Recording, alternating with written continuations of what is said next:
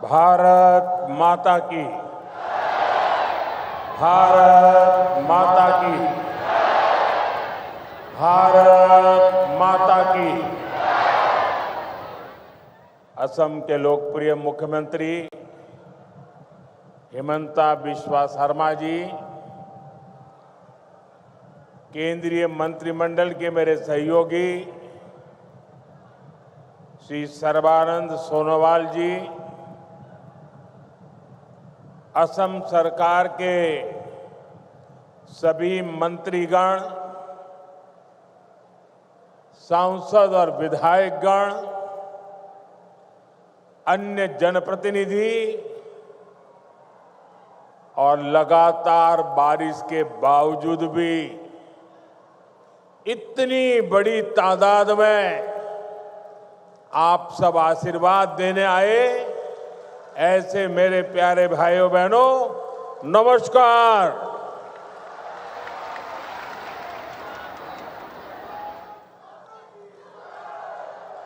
अहोमार विकास यात्रार ऐतिहासिक दिन टूत दरभंगा सिर लौकते हमाग्र ओहोमवासिक में आंतरिक उलोगारू अभिनंदन जोनाइशु।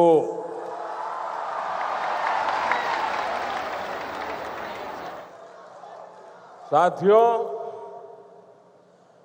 ऑपरेशन सिंदूर के बाद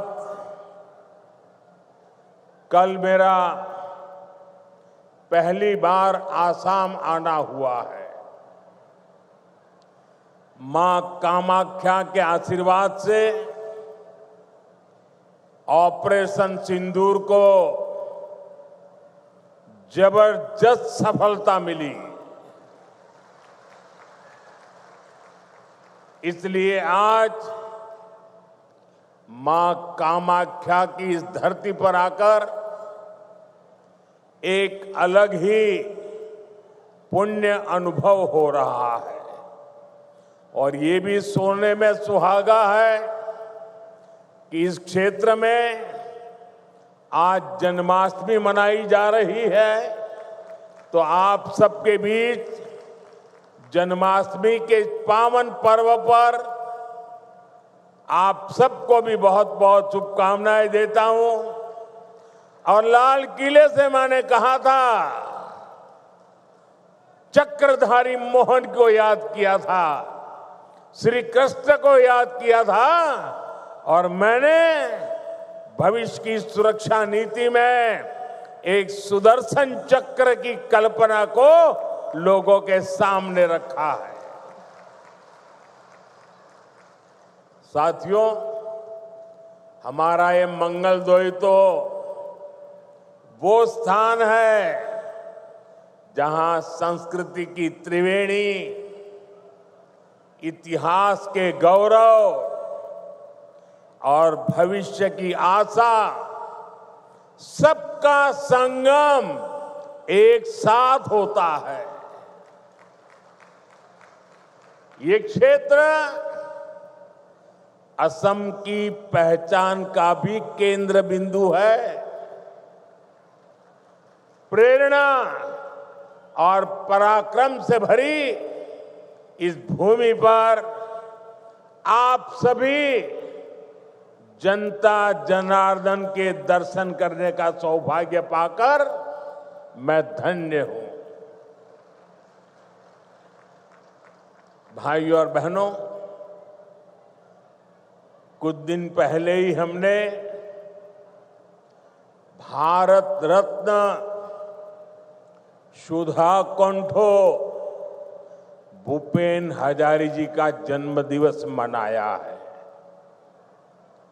कल उनके सम्मान में हुए एक बहुत बड़े कार्यक्रम का हिस्सा बनने का अवसर मुझे मिला। असम की ऐसी महान संतानों ने, हमारे पूर्वजों ने जो सपना देखा था, आज बीजेपी की डबल इंजन सरकार उसको पूरी ईमानदारी से पूरा करने में जुटी है। भाइयों बहनों, कल जब मैं भूपेन्द्र दा की जन्म शताब्दी वर्ष के कार्यक्रम में था तो रात को मुझे मुख्यमंत्री जी ने एक बात बताई और आज सुबह मुझे वो वीडियो भी दिखाया। ये देख करके मुझे बहुत गहरी चोट पहुंची।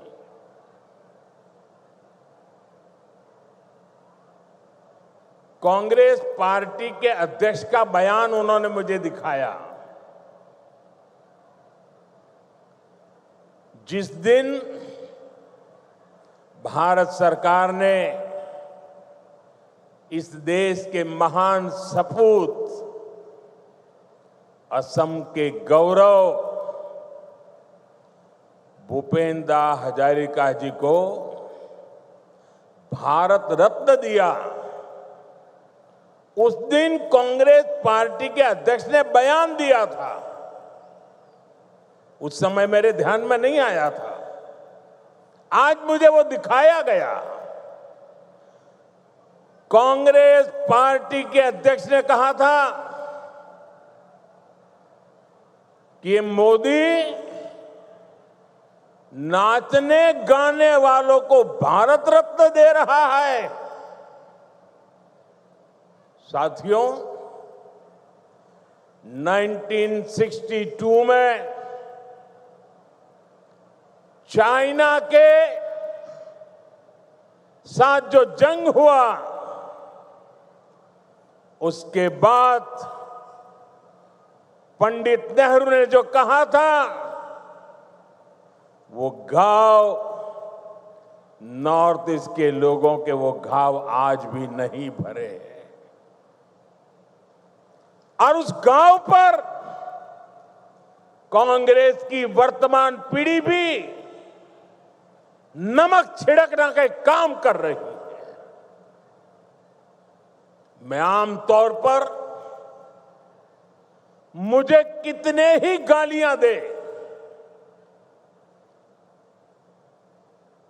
मैं तो भगवान शिव का भक्त हूं, सारा जहर निगल देता हूं।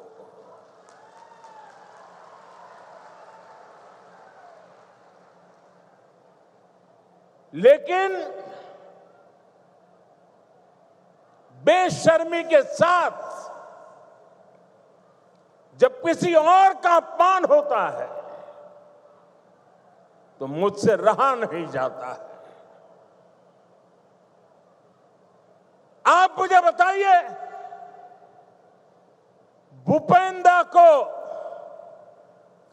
भारत रत्न देने का मेरा निर्णय सही है कि नहीं है? पूरी ताकत से बताइए, सही है कि नहीं है? भूपेन्द्र दा को भारत रत्न दिया, उसका कांग्रेस ने मखौल उड़ाया, वो गलत किया कि नहीं किया? असम के बेटे का, भारत के सपूत का कांग्रेस ऐसे अपमान करती है, बहुत दर्द होता है। साथियों, मैं जानता हूं इनकी पूरी इकोसिस्टम आज टूट पड़ेगी मुझ पर कि मोदी फिर से रोना रोने लगा। मेरे लिए तो जनता जनार्दन ही मेरा भगवान है, और मेरे भगवान के पास जाकर के मेरे आत्मा की आवाज वहां नहीं निकलेगी तो कहां निकलेगी? यही मेरे मालिक है, यही मेरे पूजनीय है, यही मेरा रिमोट कंट्रोल है। मेरा और कोई रिमोट कंट्रोल नहीं है, 140 करोड़ देशवासी मेरा रिमोट कंट्रोल है। और इनका तो अहंकार इतना है कि नामदार जब कामदार की पिटाई करते हैं और दर्द के कारण अगर कामदार के मुंह से दर्द की आवाज निकल जाए तो उस पर ज्यादा जुल्म करते हैं कि तुम्हें रोने का भी अधिकार नहीं है। तुम नामदार के सामने कामदार होकर के कैसे रो सकते हो? ऐसा अहंकार सार्वजनिक जीवन में शोभा नहीं देता है। असम के लोगों ने, देश के लोगों ने, संगीत प्रेमी लोगों ने, कला प्रेमी लोगों ने भारत की आत्मा के लिए जी जान लगाने वाले लोगों ने कांग्रेस से जवाब मांगना चाहिए कि आपने भूपेंद्र का अपमान क्यों किया। भाइयों बहनों, असम की सांस्कृतिक विरासत का सम्मान, संरक्षण और असम का तेज विकास, ये डबल इंजन सरकार की प्राथमिकता रही है। जरा एसपी जी के लोग, कोई भाई वो चित्र बना के लाए हैं, वो शायद देना चाहते हैं। जो चित्र बना के लाए हैं उनसे मेरी प्रार्थना है कि आप पीछे अपना नाम पता लिख लीजिए। मैं जरूर आपको चिट्ठी लिखूंगा। बहुत सुंदर तस्वीर आपने मेरी मां की तस्वीर भी बनाई है। असम का ये प्यार मैं कभी भूल नहीं सकता हूं। वो एक नौजवान कब से एक गमोछा लेकर के खड़ा है, वो भी ले लीजिए। मेरे लिए तो ये जन्माष्टमी का प्रसाद है। आसाम की कोई गरीब मां ने ये गमोछा बनाया होगा। बहुत बहुत धन्यवाद भैया आपके इस प्रसाद के लिए। मैं आपका बहुत आभारी हूं। मुझे मिल जाएगा, दे दीजिए भैया, मिल जाएगा। मैं बहुत आभारी हूं आपका। एक और भी ले लीजिए, शायद वो हेमंता को देना चाहता है, हेमंता को देना चाहता है।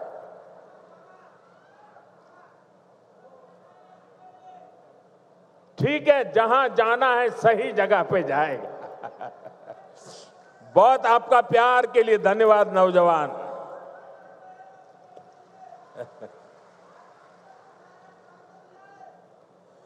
देखिए, काफी बच्चे कुछ चित्र बना के लाए हैं, जरा ले लो भाई। इतना प्यार बरसा रहे हैं लोग। ये छोटे छोटे बालक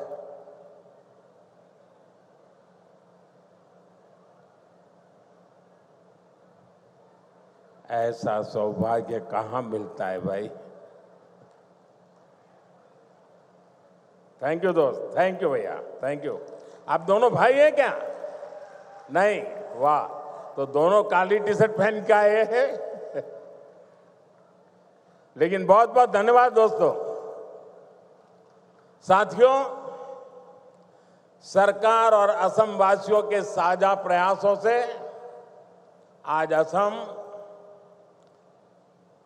देश और दुनिया में धूम मचा रहा है। देखिए भाई, ये बेटी कुछ लेके आई है, ले लीजिए। बेटी को तो बिल्कुल निराश नहीं कर सकते। थैंक यू बेटा। बेटे, अपना नाम लिखा है पीछे? अगर नाम लिखा है तो मैं चिट्ठी लिखूंगा। अपना नाम पता लिख दो बेटा।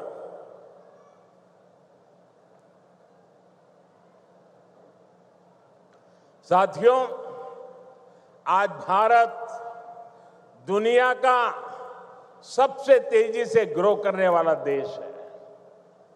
वही असम भी देश के सबसे तेजी से ग्रो करने वाले राज्यों में एक बन गया है।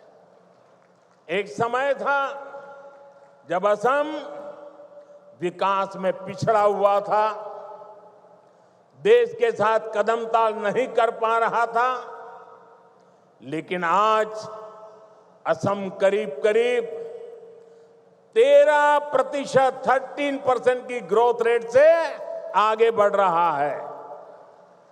बेटा बहुत बहुत धन्यवाद। साथियों, 30% ग्रोथ, 13% ग्रोथ, ये बहुत बड़ी अचीवमेंट है। ये आपकी अचीवमेंट है। हो जाए ताली आज आपके नाम पर। हमारे नाम पर तो आप बहुत तालियां बजाते हैं। मैं आज आपके पसीने पर ताली बजाना चाहता हूं।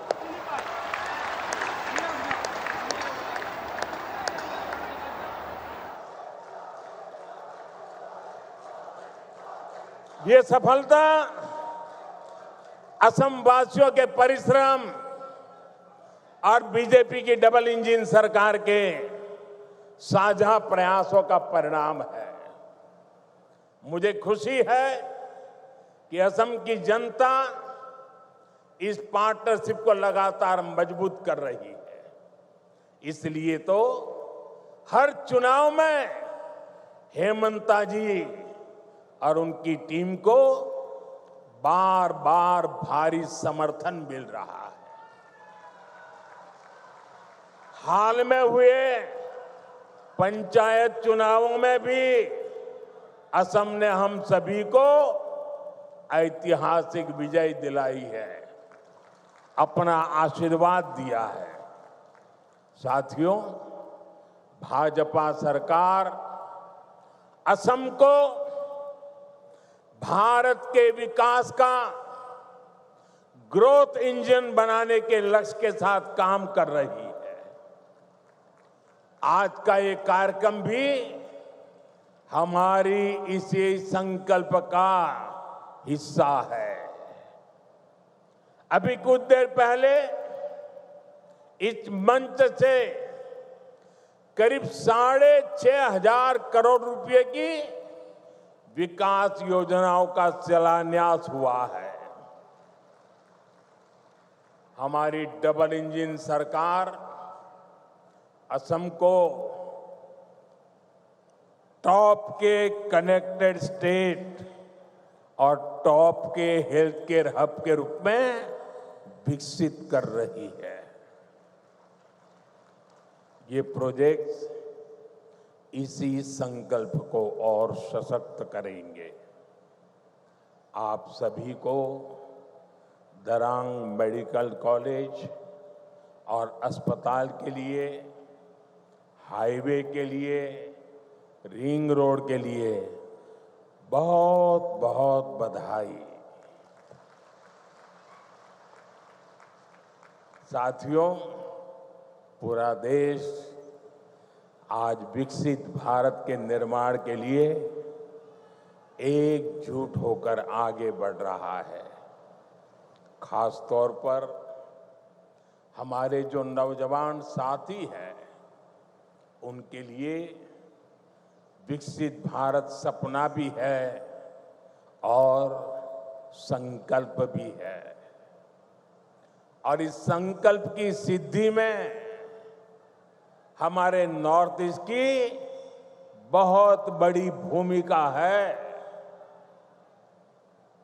ये मैं सिर्फ इसलिए नहीं कह रहा हूं कि मुझे आप लोगों के प्रति बहुत प्यार है, बहुत सम्मान है, नॉर्थ ईस्ट के प्रति मेरा लगाव है। सिर्फ इसलिए नहीं कह रहा हूं, मैं इसलिए कह रहा हूं, इसके पीछे ठोस कारण है।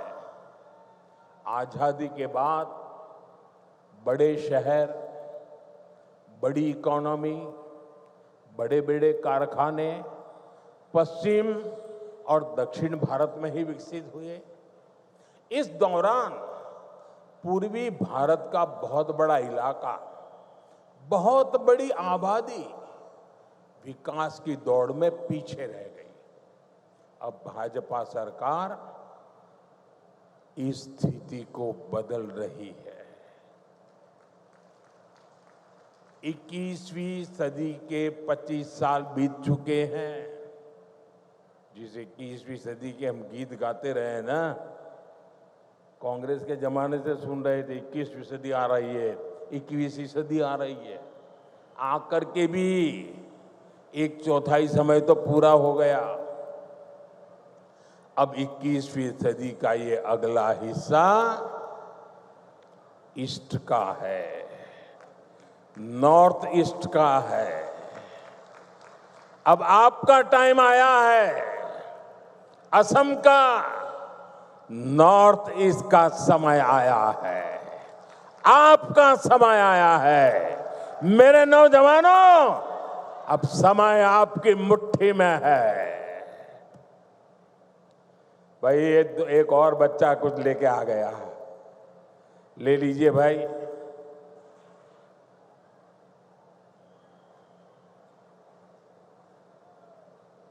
अब ये लोग भी मेरी मुसीबत जान लेते हैं। माँ का चित्र लेके आते हैं तो मन करता है बस ले लूं।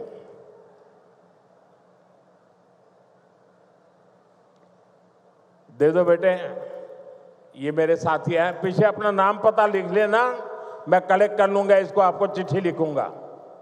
जरा ये लेकर के दे दीजिए भी एसपी जी वालों को। साथियों, किसी भी क्षेत्र के तेज विकास के लिए तेज कनेक्टिविटी बहुत जरूरी है।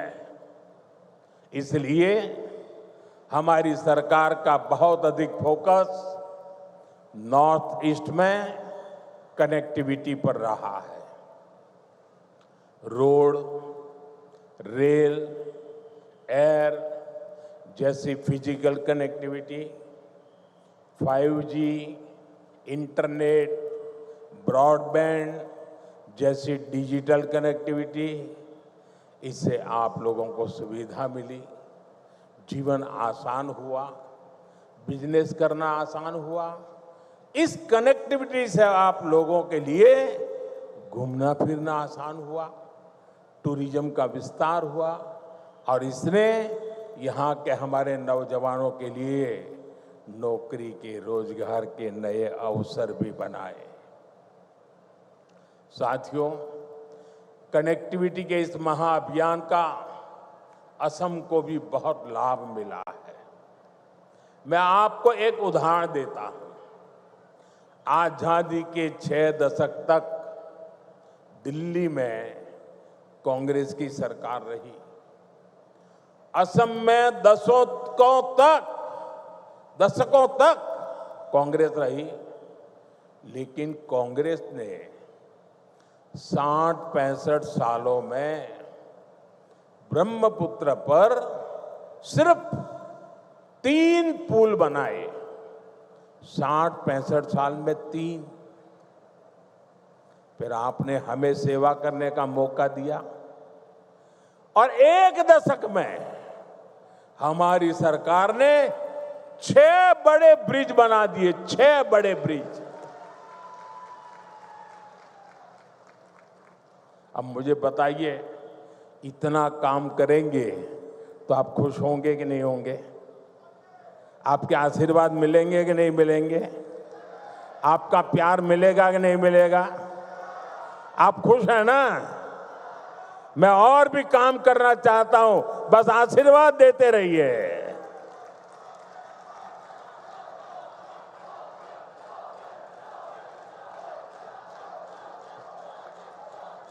आज भी कुरवा नारंगी ब्रिज का शिलान्यास हुआ है।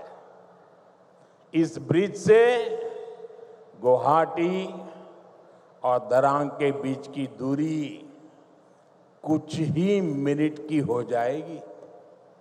इससे आम लोगों के समय और पैसे की बचत होगी, ट्रांसपोर्टेशन सस्ता होगा, टाइम कम लगेगा, ट्रैफिक की परेशानियां कम होगी और इसके कारण कीमतें भी कम होती है।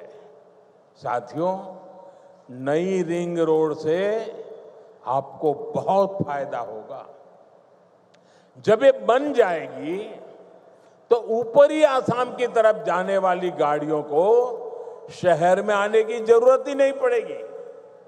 ये ring road 5 national highway, 2 state highway, 1 airport, 3 railway station और 1 इनलैंड वाटर टर्मिनल को आपस में जोड़ने का काम करेगा।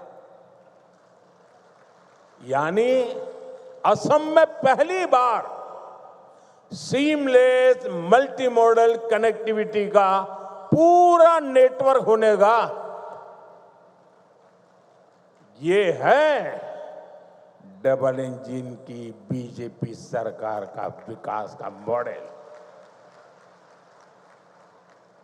साथियों, हम आज की नहीं बल्कि अगले 25-50 साल की जरूरतों के मुताबिक देश को तैयार कर रहे हैं,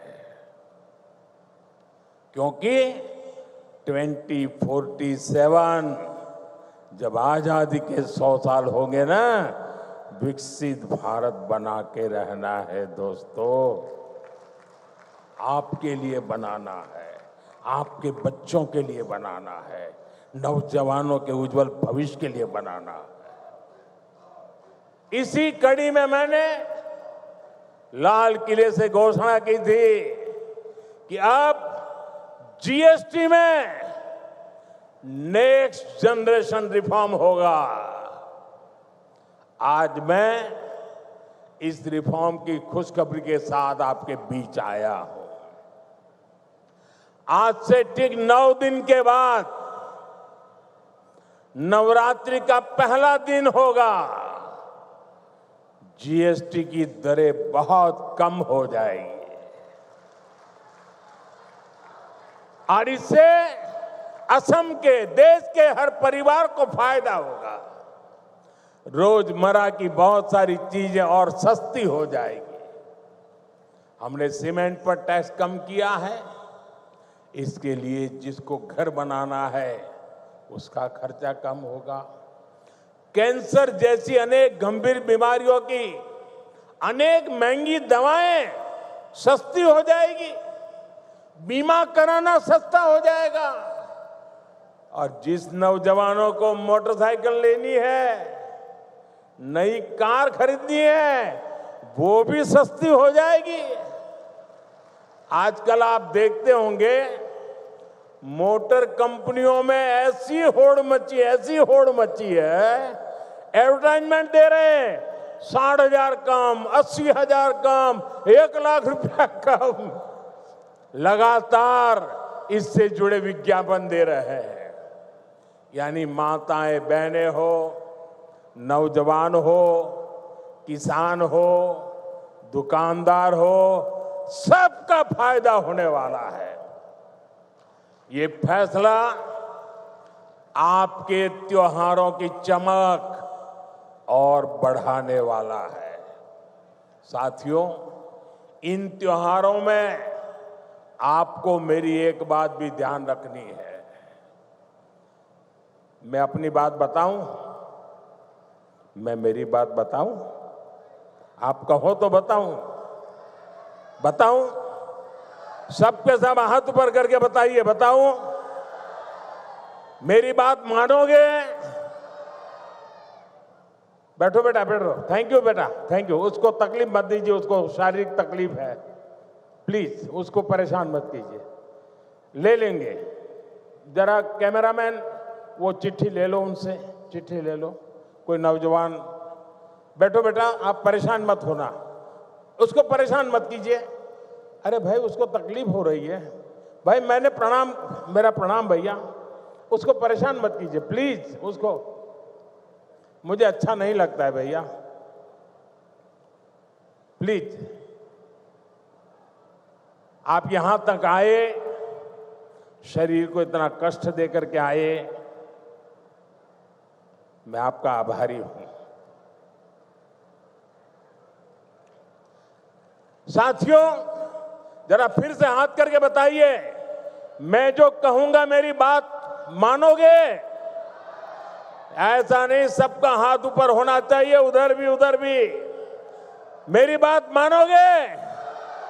पक्का मानोगे? इतना कर लीजिए, देश आगे बढ़ जाएगा। दोस्तों, मेरे लिए नहीं, मैं आपसे देश के लिए मांग रहा हूं। मैं आपसे आपके बच्चों के उज्जवल भविष्य के लिए मांग रहा हूं। और मैं आपसे यही कहता हूं कि आप मुझे वादा कीजिए, अब जो भी खरीदेंगे वो स्वदेशी होगा। खरीदेंगे, स्वदेशी खरीदेंगे, मेड इन इंडिया खरीदेंगे। और मेरी स्वदेशी की व्याख्या बहुत सिंपल है। कंपनी किसी भी देश से क्यों ना आई हो, नाम किसी भी देश का क्यों ना हो, लेकिन वो हिंदुस्तान में ही बना होना चाहिए। पैसा दुनिया के किसी भी देश ने लगाया हो, लेकिन पसीना मेरे देश के नौजवानों का होना चाहिए।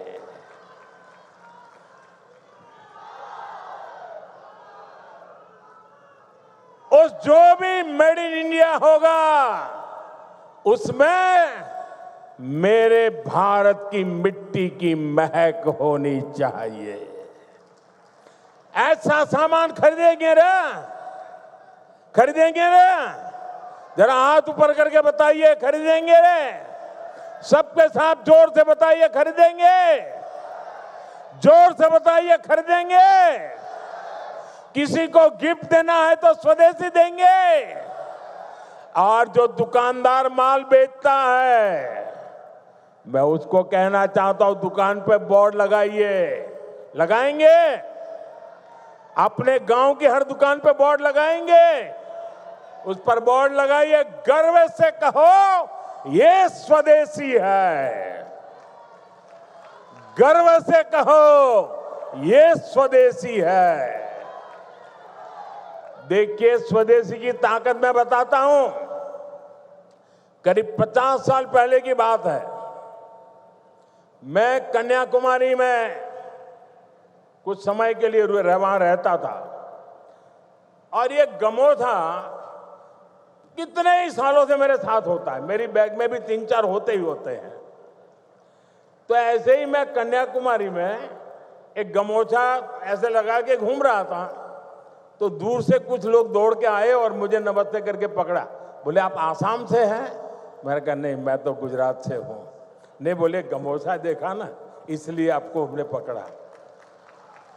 ये ताकत होती है मिट्टी की, स्वदेशी की ये ताकत होती है। कोई पहचान नहीं थी, लेकिन आसाम के लोगों का उस दिन मुझ पर इतना प्यार उमड़ गया क्योंकि मेरे गले में गमोछा था। दोस्तों, ये ताकत होती है। और इसलिए मैं कहता हूं, आप मुझे वादा करिए, हम स्वदेशी खरीदेंगे। वोकल फॉर लोकल, लोकल के लिए वोकल हो, इसके लिए हम सबका प्रयास देश को मजबूत करेगा। साथियों, बीते सालों में एक और सेक्टर में बहुत बड़ा काम देश में हुआ है। ये सेक्टर है हेल्थ केयर का, आरोग्य का। हमारे अस्पताल होते थे तो बड़े शहरों में, वहां इलाज कराने जाते थे तो बहुत महंगा पड़ता था। हमने एम्स का, मेडिकल कॉलेजों का नेटवर्क देश के कोने कोने तक फैला दिया। अब बैठिए भैया, मुझे आप अपने बोलने दीजिए। अब बैठिए, आप बैठिए, आप बैठिए, आप बैठिए। अरे, उसको परेशान कर रहे हैं आप लोग। भाई कैमरामैन, उनसे चिट्ठी ले लेना। मेरे इन दिव्यांग भाइयों को क्यों परेशान करते हैं आप? थैंक यू दोस्त।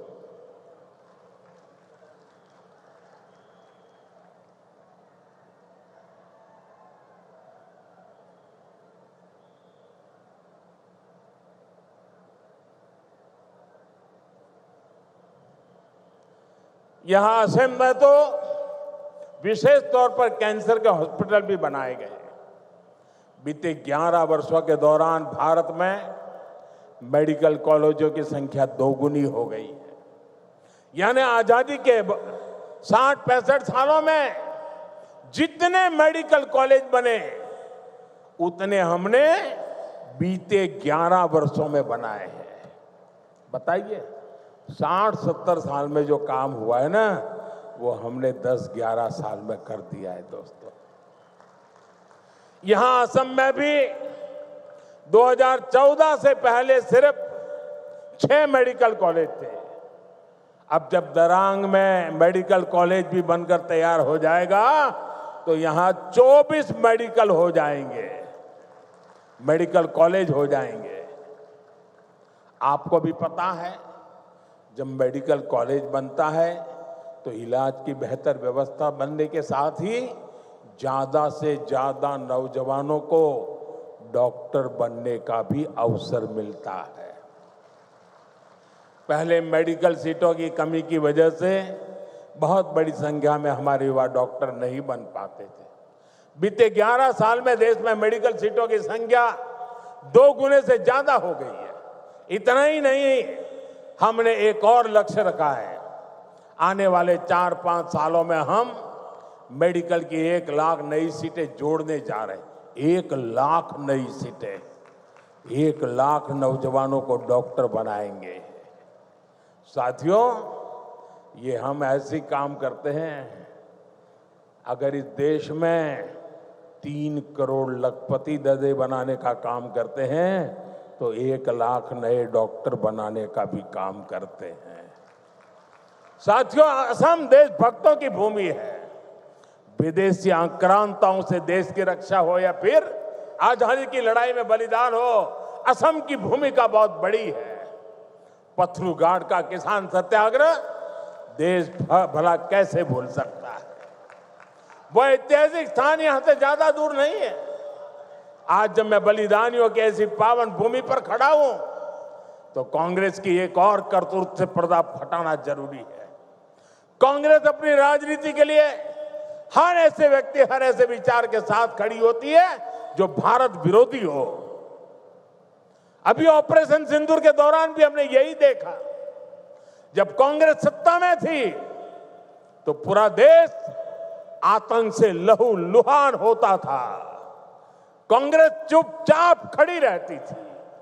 आज हमारी सेना ऑपरेशन सिंदूर करती है, पाकिस्तान के कोने कोने में आतंक के आकाओं को उखाड़ फेंकती है, लेकिन कांग्रेस देश की सेना के बजाय पाकिस्तान की सेना के साथ खड़ी हो जाती है। कांग्रेस के लोग हमारी सेना के बजाय आतंकियों को पालने वालों के एजेंडे को आगे बढ़ाते हैं। पाकिस्तान का झूठ कांग्रेस का एजेंडा बन जाता है। इसलिए आपको कांग्रेस से हमेशा सतर्क रहना है। साथियों, कांग्रेस के लिए अपने वोट बैंक का हित ही सबसे बड़ा है। कांग्रेस देश हित की कभी परवाह नहीं करती। आज कांग्रेस देश विरोधियों की, घुसपैठियों की भी बहुत बड़ी रक्षक बन चुकी है। कांग्रेस जब सत्ता में थी तो घुसपैठ को बढ़ावा देती थी। और कांग्रेस चाहती है कि इस घुसपैठिए हमेशा के लिए भारत में ही बस जाए और भारत का भविष्य घुसपैठिए तय करे। एक समय में मंगलदोई ने असम की पहचान बचाने के लिए अवैध घुसपैठ के खिलाफ बहुत बड़ा आंदोलन देखा है, लेकिन पहले की कांग्रेस सरकार ने आप लोगों को इसकी भी सजा दी है, आपसे इसका बदला लिया है। कांग्रेस ने यहां जमीन पर अवैध कब्जे होने दिए, हमारे आस्था के स्थानों पर हमारे किसानों के, आदिवासियों के हक की जमीन पर डाका डाला। बीजेपी एनडीए सरकार बनने के बाद अब उन स्थितियों को बदला जा रहा है। यहां के अवैध कब्जों को हटाया जा रहा है। हेमंता जी के नेतृत्व में असम में लाखों बीघा जमीन घुसपैठियों से मुक्त की जा चुकी है। दरांग जिले में भी बहुत बड़ी जमीन से कब्जा हटाया गया है। यहां गोरूखुंटी इलाके में कांग्रेस के समय घुसपैठियों का कब्जा था। आज वो जमीन वापस ले जा चुकी है। अब वहां किसानों के लिए गोरूखुंटी कृषि परियोजना चल रही है। वहां के नौजवान अब कृषि सैनिक बनकर खेती कर रहे हैं।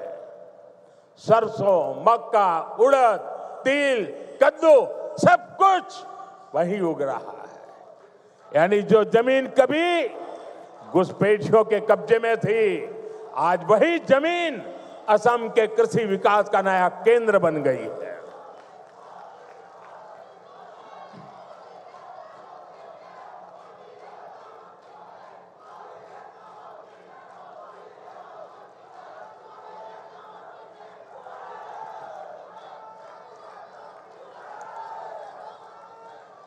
साथियों, भाजपा की सरकार घुसपैठियों को देश के साधनों संसाधनों पर कब्जा नहीं करने देगी। भारत के किसानों, भारत के नौजवानों, हमारे आदिवासियों का हक हम किसी को नहीं छीनने देंगे।